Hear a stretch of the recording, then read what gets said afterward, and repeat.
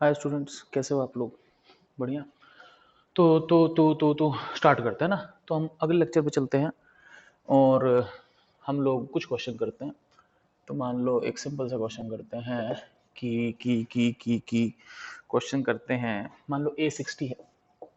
ए बोलो तो angle of prism, N √2 है और मेरे से पूछा जा रहा है कि डेल्टा मिनिमम कितना है। ठीक है, मैं चाहता हूँ एक बार आप लोग पॉज करो और पॉज करके सवाल करने की कोशिश करो। चलो भाई, तो देखते हैं बच्चों। डेल्टा मिनिमम पूछा गया तो मुझे एक चीज अच्छे से पता है कि डेल्टा मिनिमम कब होता है, जब आई और ई बराबर होंगे। आई और ई बराबर होगा तो R1 R2 बराबर होंगे और दोनों ही कितने होंगे बच्चों? A/2, क्योंकि R1 + R2 A होता है। तो ये 60 है, आई ई, ये भी A/2 होता है, ये भी A/2 होता है। तो इसका मतलब दोनों कितने हो गए? 30 डिग्री। ठीक है, सही। अब इसको करने के दो तरीके हैं। एक तरीका तो ये है कि उस लंबे वाले फॉर्मूले से करो कि prism by surrounding is equal to sine A plus delta m by 2। ठीक है ना? नहीं मेरे लाल, ये दोनों का डिवाइड बाय 2 होता है। Divide by sine A/2। तो एक तो आप ये फॉर्मूला लगाओ। अब सराउंडिंग बाय डिफॉल्ट है, एनपी कितना? √2 साइन ए। ए कितना है बच्चों? 60 plus delta m divide by 2। Sine A/2 हो जाएगा साइन 30। साइन 30 कितना होता है? 1/2। √2 इंटू 1/2, 1/√2 हो जाएगा। तो कितना आ जाएगा? Sine 60 plus delta m by 2 is equal to √2 into 1/2, 1/√2। ठीक है, साइन इज इक्वल टू 1/√2 और 1/√2 कितना होता है? 1/√2 होता है साइन 45। साइन 45 हो गया तो यहाँ से कितना आ गया? 60 plus delta m by 2 is equal to 45। ठीक है, 60 plus delta m by 2 is equal to 45। तो 60 plus delta m is equal to 90। Delta m कितना हो जाएगा? 30 डिग्री। ठीक है, तो यहाँ से डेल्टा एम 30 डिग्री हो गया। एक तरीका ये है, हो सकता है आपको अच्छा लगे, हो सकता है आपको बुरा लगे, जो भी हो, लेकिन तरीका एक ये है। और दूसरा तरीका ये है, ये सिंपल सी बात, ये 30 डिग्री होना चाहिए। तो और आई निकालते हैं। ये 30 होगा तो अपने पास हो जाएगा साइन आई बराबर एन साइन 30। एन कितना है? √2। तो √2 साइन 30 कितना है? 1/2। ये 1/√2 हो गया। आई कितना हो गया? 45 डिग्री। अब आप सिंपल सी बात कर सकते हो कि डेल्टा मिनिमम कितना होगा? आई प्लस ई माइनस ए। तो आई प्लस ई कितना हो गया? 2i, क्योंकि आई और ई बराबर होते हैं भाई। अरे बता रखा है, अरे बता रखा है, अरे बता रखा है। 2i कितना होगा? 90 डिग्री माइनस 45 माइनस ए कितना है? 60 डिग्री। 90 में 60 का आंसर आ गया 30। अब देखो यहाँ भी आंसर 30 आया था, यहाँ भी आंसर 30 आया, लेकिन मेरे ख्याल से ये लेफ्ट वाला तरीका ज़्यादा बेहतर है। ठीक है ना, कोई दिक्कत नहीं है, नीले वाला तरीका बेहतर है। अब हम चलते हैं आगे, एक और क्वेश्चन करते हैं। आप लोग पॉज करो, लिख लो, आगे बढ़ते हैं।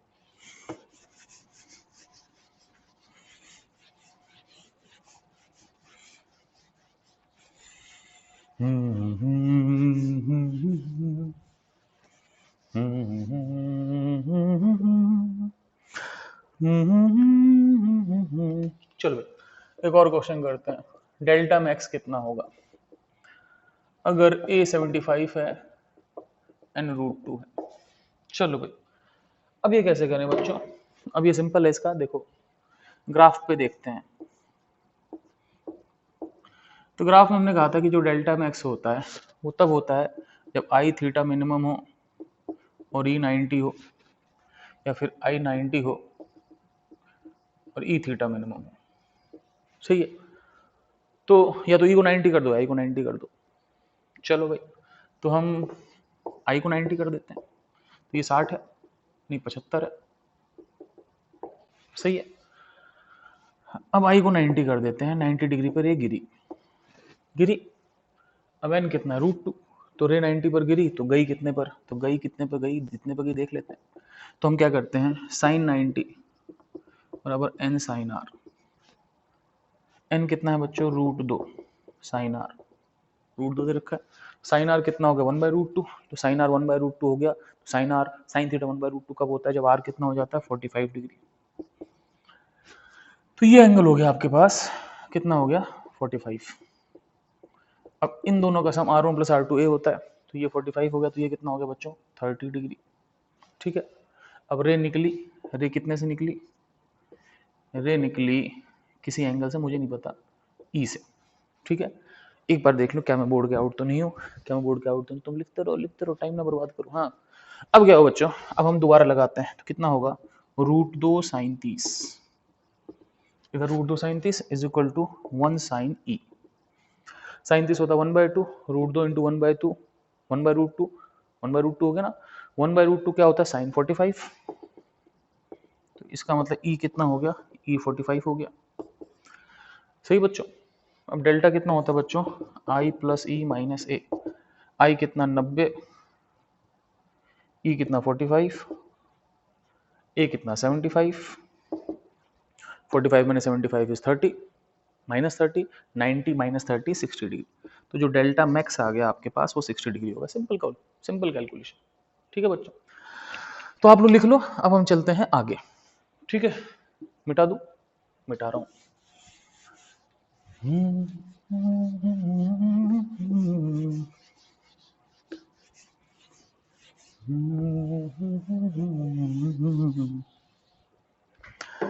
अब आगे चलते हैं हम लोग और हम बात करते हैं सिंपल सा टॉपिक जिसको बोलते हैं thin prism with paraxial rays. ठीक है बच्चों, थिन प्रिज्म है, रेज पेरेक्सियल है।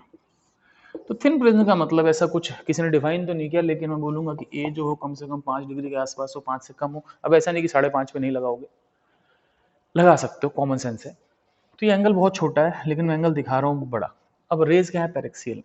तो रेज पेरेक्सियल का मतलब क्या हुआ कि एंगल ऑफ इंसिडेंस बहुत छोटा है। मैं फिर बता रहा हूँ, ये बहुत छोटा एंगल है। ठीक है ना, आई इज स्मॉल लेकिन it is shown big. Big क्यों दिखा रखा है बच्चों, ताकि दिख जाए, और क्या बात है ना। ये भी एंगल बड़ा ही दिखा रखा है, नहीं तो बिल्कुल ऐसा बनाओ तुमको दिखेगा नहीं अंदर हो क्या रहा है। अब बताओ मैं ऐसा डायग्राम बना दूं, ठीक है, अब ये ऐसी आई ऐसे, इसमें क्या दिखाऊंगा, कहाँ पे आई है, कहाँ पे आर है, कहाँ पे क्या है। तो ताकि मैं चीज़ों को दिखा सकूं, इसीलिए मैं प्रिज्म को दिखा बढ़ा रहा हूँ, लेकिन प्रिज्म छोटा है, एंगल भी छोटे हैं। चलो जी आगे चलते हैं। अब ये रेज आई, ठीक है, अब ये R1 और ये R2 और रेज निकल गई। ठीक है, अब डेल्टा कितना हो गया, I प्लस ई माइनस ए। ठीक है, कोई दिक्कत, ये तो होता है। अच्छा भाई, अब देखो मेरी बात सुनो, साइन आई बराबर एन साइन R1, परंतु परंतु परंतु परंतु क्या, एंगल बहुत छोटे हैं। क्या एंगल छोटा है तो मैं साइन आई को आई लिख सकता हूँ, साइन R1 को R1 लिख सकता हूँ। ऐसे ही साइन ई बराबर एन साइन R2, अगर एंगल छोटे हैं तो क्या मैं इसको ई बराबर एन R2 लिख सकता हूँ, लिख सकता हूँ। अब बात है I plus E minus A, delta I plus E minus A. I को लिख सकता हूँ NR1, इसको लिख सकता हूँ NR2, NR1 प्लस NR2 जोड़ दो, NR1 प्लस R2 आ गया, माइनस है R1 प्लस R2 क्या होता है, ए, और क्या R1 plus R2 is a. तो ये हो गया आपके पास Na माइनस ए मतलब n माइनस 1 है। ठीक है, तो डेल्टा आपके पास हो गया n माइनस 1 है। कितना सिंपल फॉर्मूला, लेकिन ध्यान रखना फॉर्मूला लगाना कब है, जब प्रिज्म का एंगल बहुत छोटा हो और एंगल ऑफ इंसिडेंसी बहुत छोटा हो। अगर दोनों में से एक भी कंडीशन फुलफिल नहीं होगी तो ये सारी डेरिवेशन कबाड़ है। ठीक है, कोई दिक्कत नहीं, आगे चलें बच्चों। चलो भाई, अब हम चलते हैं आगे।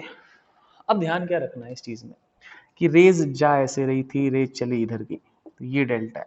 तो ध्यान रखना कि जो डेल्टा है वो होता है n माइनस 1a, लेकिन डेल्टा नीचे की तरफ, तो ये टुवर्ड्स बेस होता है। कहाँ होता है, टुवर्ड्स बेस। तो डिविएशन n माइनस 1a होती है, लेकिन किधर की तरफ होती है, बेस की तरफ। ठीक है बच्चों, फटाफट लिखो, पॉज करो, फिर हम चलते हैं आगे। हाय, तो क्वेश्चन करते हैं। क्वेश्चन है, एक पतला सा प्रिज्म 4 डिग्री का मान लेते हैं, रेज आ रही है और रेज की डायरेक्शन के परपेंडिकुलर एक है दर्पण। क्या है, एक दर्पण।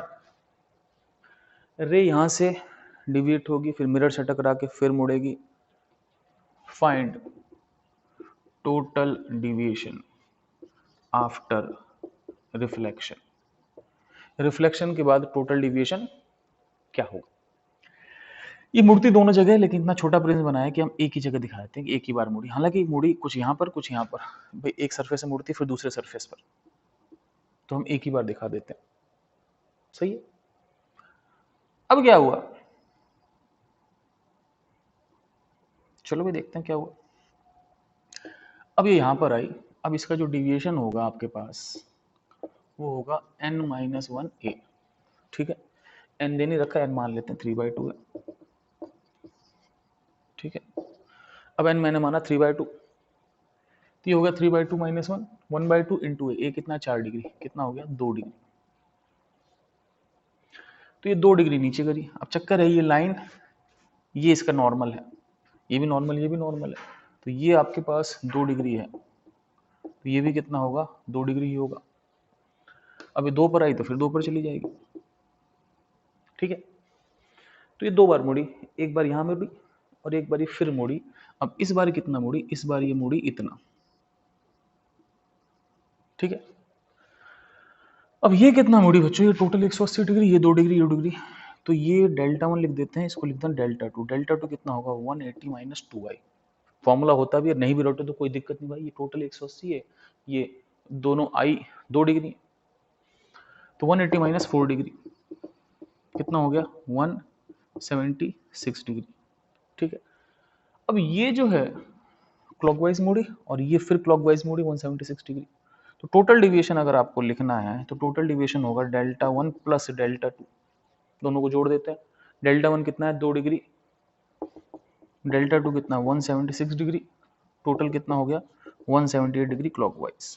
ठीक है, अब दोबारा प्रिज्म से पास करा सकते थे तो वो फिर नीचे की तरफ झुका देता, और उसका क्या होता आप खुद सोच लेना।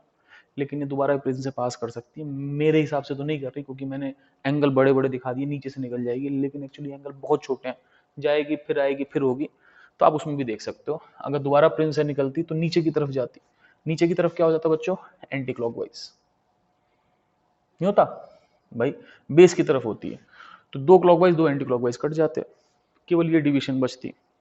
ठीक है, तो ये हो गया। अब हम चलते हैं आगे। ठीक है, आप लिख लो फटाफट पॉज करके, फिर हम मिटा दो।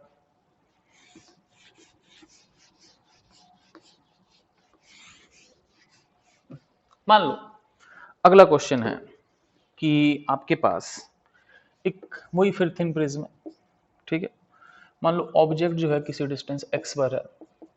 ठीक है, और फाइंड डिस्टेंस, आप इधर से कहीं देख रहे हो, between object and image. Object image के बीच में डिस्टेंस क्या होगा। ठीक है बच्चों, तो क्या हुआ कि ये रे ऐसे जा रही थी, रे इधर चली गई, तो ये बेसिकली डिविएट कर गई।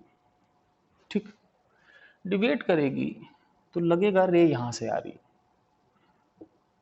तो ऑब्जेक्ट तो यहां होगा लेकिन इमेज इसके ऊपर दिखेगी, क्योंकि ये रे नीचे लगेगा, यहां से नहीं आती लगेगी, रे यहां से आती दिखेगी, तो लगेगा इमेज ऊपर है। अब इमेज कितना ऊपर है, अब इमेज के ठीक ऊपर बनेगी, क्यों सोचो आप, ये डेल्टा है तो ये डेल्टा है, इसी की लाइन में इमेज बन जाएगी, नजदीकी बनेगी। ये मान लो y ऊपर बन गई। ठीक है, तो हम लिखा सकते हैं 10 डेल्टा बराबर डेल्टा, क्यों, क्योंकि डेल्टा आपके पास होगा n-1a, और ये थिन प्रिज्म है, मान लो थिन प्रिज्म दे रखा है क्वेश्चन में, नहीं भी दे रखा तो भी दिक्कत नहीं, पूछो क्यों, क्योंकि टॉपिक ही वही चल रहा है थिन प्रिज्म का। तो n जो भी हो, a बहुत छोटा है, मान लो n 3/2 है तो 3/2 - 1 1/2 ऑफ a, तो a बहुत छोटा है तो वो भी बहुत छोटा है, तो एंगल छोटा है, और 10 डेल्टा डेल्टा y x हो जाएगा, तो y क्या होगा x डेल्टा। तो इसका मतलब जो ऑब्जेक्ट इमेज के बीच की डिस्टेंस है वो x डेल्टा होगी, और डेल्टा कितना है बच्चों n-1 है, तो आंसर हो गया xa n-1। तो दिस इज द आंसर कि इतना डिविएशन प्रोड्यूस होगा। ठीक है, कोई दिक्कत नहीं, पॉज करो, लिखो, और हम आगे चलते हैं। ठीक, मिटा रहा हूं मैं, मिटा लो, मिटा रहा हूं।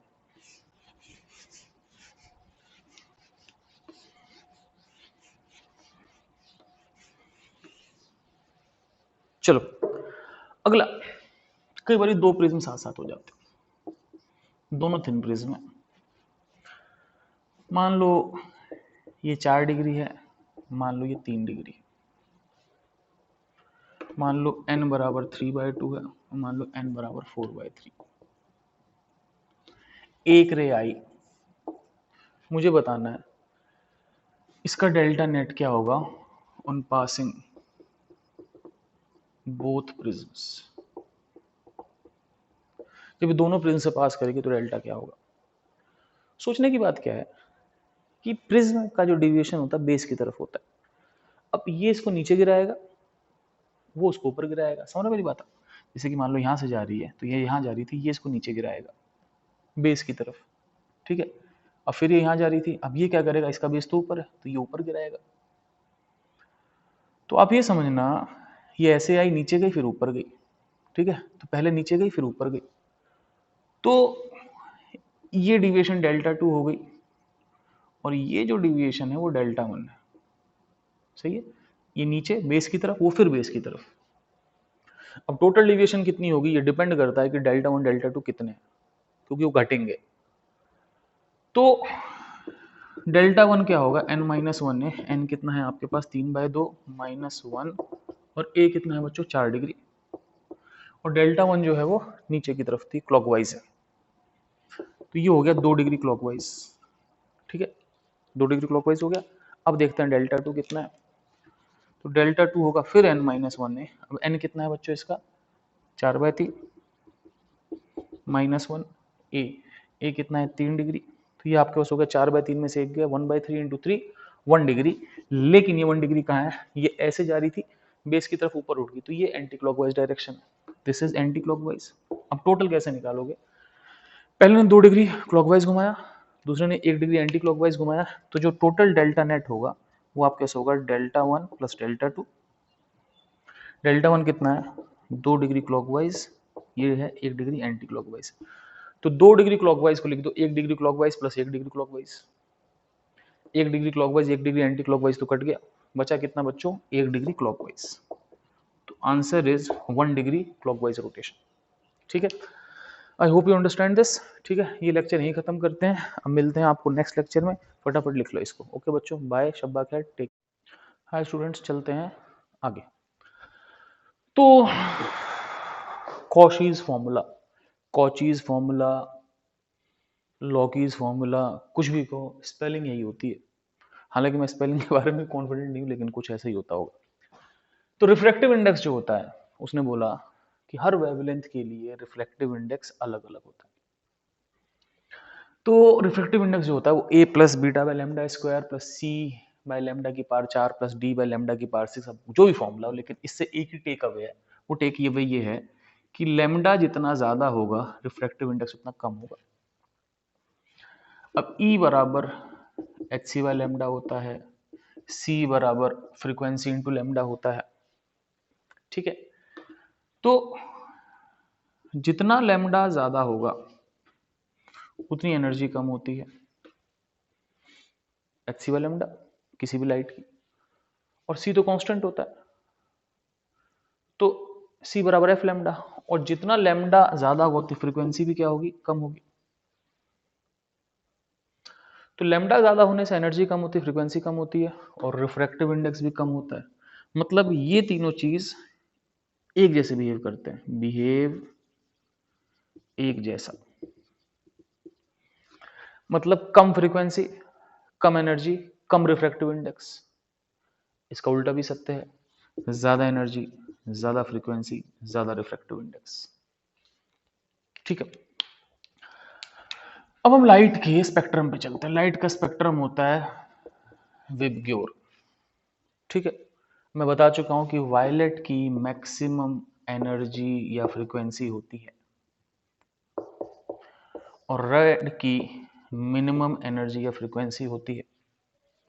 तो सबसे ज्यादा एनर्जी फ्रीक्वेंसी किसकी है, वायलेट की, और सबसे कम किसकी है, रेड की। इसका मतलब रिफ्रैक्टिव इंडेक्स भी इसी का ज्यादा होता है और इसका मतलब रिफ्रैक्टिव इंडेक्स इसी का कम होता है। तो यही ऑर्डर है रिफ्रैक्टिव इंडेक्स का। सबसे ज्यादा रिफ्रैक्टिव इंडेक्स किसका है, वायलेट का। सबसे कम रिफ्रैक्टिव इंडेक्स किसका है, रेड का। सबसे ज्यादा रिफ्रैक्टिव इंडेक्स वायलेट का, सबसे कम रिफ्रैक्टिव इंडेक्स रेड का, ठीक है बच्चों, अब हम चलते हैं आगे। ठीक है बच्चों, सबसे ज़्यादा वायलेट का, सबसे कम रेड का। मिटा दूं? मिटा रहा हूँ, लिखो। जब बोलूँ मिटा दूं तो इसका मतलब आपको क्या करना है, पॉज करना है और लिखना स्टार्ट हो जाना है। ठीक है, अब हम बात करते हैं, सपोज एक थिन प्रिज्म लेते हैं, पतला सा प्रिज्म, इससे गुजर देते हैं व्हाइट लाइट। अगर आपने कोई प्रिज्म देखा होगा तो आप देखोगे कि व्हाइट लाइट आती है, उधर 7 रंग दिखते हैं इंद्रधनुष की तरह। अब होता क्या है, लाइट को जाना तो यहां चाहिए, लेकिन लाइट मुड़ जाती है। लाइट ऐसे मुड़ती है कि हर कलर अलग अलग मुड़ता है। सबसे ज्यादा वायलेट मुड़ता है, सबसे कम रेड मुड़ता है। तुम बोलोगे ऐसा क्यों? मान लो थिन प्रिज्म है तो डेल्टा कितना होगा, n-1 है। सही है, ए तो ए है, 1 है। अब ये डिपेंड करता है n पे। सबसे ज्यादा इसका रिफ्रैक्टिव इंडेक्स होगा वो सबसे ज्यादा मुड़ेगा, और जिसका रिफ्रैक्टिव इंडेक्स सबसे कम होगा वो सबसे कम मुड़ेगा। अब बताओ सबसे ज्यादा रिफ्रैक्टिव इंडेक्स किसका होता है, वायलेट का। तो वायलेट सबसे ज्यादा मुड़ेगा और सबसे कम कौन मुड़ेगा, रेड। ठीक है ना, सही है ना। तो सबसे ज्यादा वायलेट मुड़ा और सबसे कम मुड़ा रेड। तो वायलेट का जो डिविएशन होगा वो होगा वायलेट -1 इंटू ए, रेड का डिविएशन होगा रेड -1 ए। ठीक है, इन सबका जो एवरेज कलर होता है वो येलो होता है। इनफैक्ट इफ नॉट गिवन, अगर कभी भी दे नहीं रखा है ना, तो एन का मतलब एन ऑफ येलो। जो आपको रिफ्रैक्टिव इंडेक्स होता है लाइट का, ना वो रेड का होता है ना वायलेट का होता है, बाय डिफॉल्ट किसका होता है, येलो का। और येलो का रिफ्रैक्टिव इंडेक्स हम red plus violet divide by 2 लिख सकते हैं। क्या लिख सकते हैं, red plus violet divide by 2। ठीक है, अगर नहीं दे रखा तो आप लिख सकते हो, दे रखा है तो चलो जो भी है, लेकिन आप रेड प्लस वायलेट बाय 2 लिख सकते हो। तो येलो का डिविएशन या केवल डिविएशन एक ही बात है। अगर केवल बोला है डिविएशन, केवल रिफ्रैक्टिव इंडेक्स, तो बाय डिफॉल्ट येलो का है, वो होगा येलो -1 ये। येलो को हम लिख सकते हैं, नहीं लिखो तो भी येलो है, तो येलो का डिविएशन हो गया। अब दो टर्म आती हैं, एक टर्म होती है एंगुलर डिस्पर्शन और एक होती है मीन डिविएशन। अब सुनो मेरी बात, एंगुलर डिस्पर्शन और मीन डिविएशन क्या होती है, तो मैं चाहता हूं आप इसको फटाफट लिखो ताकि मेरा बोर्ड खाली हो, मैं आगे लिख सकूं। ठक ठक ठक, जल्दी लिख लिया, पॉज करा, लिखा। अब बात करते हैं एंगुलर डिविएशन।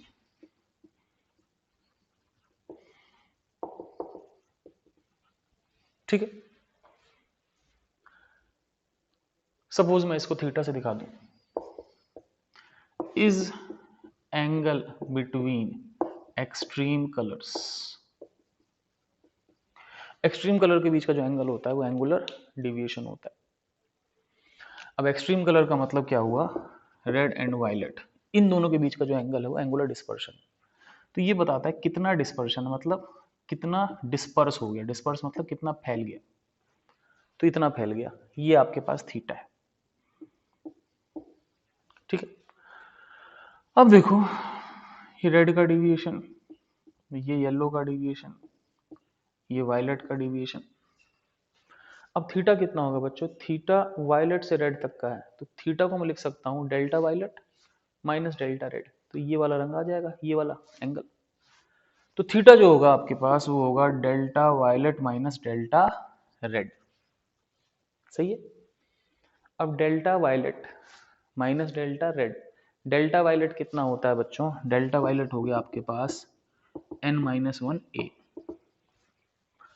और डेल्टा रेड हो गया n रेड -1 ए गायब हो जाएंगे, ये हो जाएगा n violet minus n red into A. ठीक है बच्चों, ये हो गया आपके पास एंगुलर डिविएशन, नहीं angular dispersion, I am sorry. ही होता है, बच्चे सामने नहीं होते तो, बच्चे सामने होते बताते कि सर वहां गड़बड़ है। ठीक है भाई, तो angular dispersion is angle between extreme colours, कितना डिस्पर्स हो गया, कितना फैल गया। ठीक है, और ये रेड और वायलेट के बीच का एंगल है, तो ये एंगल है। अब ये एंगल कैसे आएगा, इस वायलेट वाले में से क्या करो आप, वायलेट वाले में से रेड गायब कर दो तो ये एंगल आ जाएगा। ये एंगल क्या होगा, वायलेट माइनस रेड। तो वायलेट हो गया n वायलेट -1 है, रेड हो गया n रेड -1 है, दोनों को माइनस कर दिया, आ गया। अब बात करते हैं अगली चीज, मीन डिविएशन। मीन डिविएशन हम डेल्टा से दिखाते हैं, कुछ नहीं होता। मीन मतलब एवरेज, एवरेज कलर कौन सा, yellow. Delta is delta of yellow. Mean deviation का मतलब येलो का डिविएशन। तो येलो का डिविएशन क्या हो जाएगा, n yellow minus one into A. सही है। तो angular dispersion violet minus red into A, और मीन डिविएशन या येलो का डिविएशन जो होता है वो n yellow minus one into A हो गया। सिंपल सी चीज है, आपको दिख रहा है, फटाफट पॉज करो, लिखो। हाय बच्चों, कैसे हो आप? चलो अब हम बात करते हैं अगली चीज, डिस्पर्सिव पावर। ठीक है, डिस्पर्सिव पावर को दिखाते हैं ओमेगा से। ठीक है, ओमेगा जो होता है, कुछ ना कुछ तो होता ही होगा। ठीक है, ओमेगा जो होता है ये होता है angular dispersion by mean deviation. मतलब थीटा और डेल्टा का रेशियो होता है। थीटा क्या था बच्चों, थीटा था रे गई, वायलेट सबसे नीचे रेड सबसे ऊपर, दोनों के बीच का एंगल। तो थीटा था violet minus red into A. ठीक है, डेल्टा मतलब येलो का deviation n Y minus one A से ए कट गया, violet red by yellow minus one. ये जो चीज होती है इसको बोलते हैं एंगुलर डिस्पर्सिव पावर। ठीक है, अब हालांकि ये फॉर्मूला हमने किसके लिए प्रूव किया, ये फॉर्मूला हमने प्रूव किया प्रिज्म के लिए, क्योंकि ये सारे फॉर्मूले प्रिज्म से आए, एन माइनस वन है। तो although it is proven for prism, but ये फॉर्मूला उस मटेरियल की किसी भी चीज के लिए वैलिड है। जैसे मान लो एक मटेरियल से आप प्रिज्म बनाओ, स्लैब बनाओ, लेंस बनाओ, कुछ भी बनाओ, ये जो वैल्यू ओमेगा की ये हमेशा लगती है। इसमें बस एन वी एन आर और एन वाई चाहिए। तो value of omega depends on material, ये मटेरियल पर डिपेंड करती है, and it is for all things, ठीक है, मेड फ्रॉम दैट मटेरियल। एक मटेरियल से कुछ भी बना दो, आप लेंस बनाओ, प्रिज्म बनाओ, जो मन करे बना दो, उस सब के लिए ओमेगा की वैल्यू यही होगी। ठीक है बच्चों, तो यहाँ पे हमने पढ़ लिया कि ओमेगा क्या होता है। अब हम चलते हैं, अब हम कुछ नहीं करते हैं, अब हम इस लेक्चर को खत्म करते हैं। आपसे मिलते हैं नेक्स्ट लेक्चर में। आप इसको लिखो फटाफट। ओके बच्चों, bye, take care. Hello friends, sorry मैं फिर से आ गया। मैंने कहा एक सवाल तो कराया नहीं मैंने। ठीक है, कोई नहीं, करा देते हैं भाई सवाल। सवाल थोड़ा टीडियस है, टेढ़ा है। इधर एयर है, इधर कोई नीचे कोई डेंसर मीडियम है, जो एयर से डेंस है, कुछ भी हो, डज नॉट मैटर। यहाँ से तीन लाइट आई, नहीं चार लाइट, ब्लू ग्रीन येलो और रेड। अब आपको बतानी है कि 1 2 3 4 क्या है ना। Identify the colours 1 2 3 4। यूएसए में COLORS लिखते हैं और इंग्लैंड में COLOURS लिखते हैं। ठीक है ना, सही है ना। इंडिया में भी COLOURS लिखते हैं। ठीक है, लेकिन मैं हॉलीवुड की मूवी ज़्यादा देखता हूँ तो मैं COLORS ही लिखूंगा, फर्क नहीं पड़ता। एग्जाम में कभी क्वेश्चन नहीं आएगा what is the spelling of colour, ठीक है ना। आएगा तो क्वेश्चन में दे रखा होगा ना what is the spelling of colour, वही लेके नीचे छाप देना। अगर वो स्पेलिंग गलत है तो क्वेश्चन नहीं गलत है, बोनस हो जाएगा, टेंशन की बात ही नहीं है। अच्छा भाई, तो इसमें हुआ क्या कि 1 2 3 4 में बताना ब्लू ग्रीन येलो और रेड में से कौन सा कलर है। लेट्स सी क्या करें। इसमें एक लाइट है जो TIR कर रही है, एक लाइट जो है वो ग्रेज कर जा रही है, दो लाइट पार जा रही है। ठीक है, सही है। चलो भाई लेट्स सी। इस दो के लिए जो क्रिटिकल एंगल है 45, ये TIR कर रही है, तो इसका मतलब इसका जो क्रिटिकल है वो 45 से कम है या 45 क्रिटिकल से ज्यादा है। समझ रहे मेरी बात? भाई इसका क्रिटिकल मान लो 44 है और ये 45 है, तो ये TIR कर रही है, मतलब इसका जो क्रिटिकल है वो 45 से कम है। अब बात करते हैं 3 और 4 की। भाई मुझे पता है n sin 45 is equal to sine r। इसका रिफ्रैक्टिव इंडेक्स n है, n sin 45 is equal to sine r।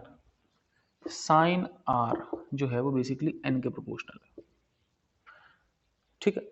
जिसका रिफ्रैक्टिव इंडेक्स ज्यादा होगा, है ना,